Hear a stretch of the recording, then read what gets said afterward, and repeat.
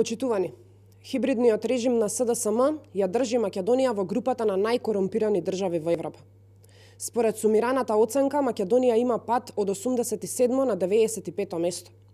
Ако минатогодишното рангирање мислевме дека е историски најлошото со скоро 35 поени, Transparency International потврди Македонија и годинава нема одскокнување. За жал, останува во групата најкорумпирани држави во Европа. Застрашувачки е фактот дека Македонија е во црвената зона со висока корупција и патем го дели 87-то место, со уште 8 земји како Косово, Етиопија, Колумбија, Мороко, Танзанија и Виетнам. За оваа состојба во која се наоѓа Македонија, за хибридниот режим која уништи правдата преку инсталирање на корупција во секоја сфера во општеството, одговорноста лежи во СДСМ. Оваа влада на СДСМ го развива криминалот наместо да се бори против тоа веќе години наназад. Во извештајот се посочува дека концентрацијата на моќ е во рацете на автократските лидери и нивните партии, која поткопуваат судската независност, што помага да се одржи заробувањето на државата. А за иронијата да биде поголема, ова рангирање се случува за период додека во владата на СДСМ имаше именуван вице-премиер задолжен за борба против корупцијата.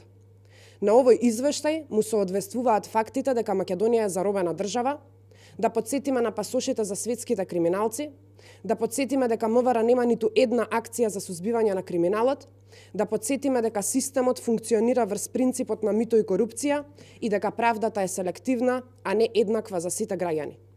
Додека власта ја дефокусира јавноста со изјави дека државата бележи напредок, Македонија има итна потреба да се промени оваа ситуација. Оваа влада, водена низ тесно партиски и бизнис интереси, со својата неспособност не може да се справи со реалните проблеми. Борбата против корупцијата мора да се забрза. Владењето на правото мора да се почитува ако сакаме да запреме со уништувањето на демократијата. Ви благодарам.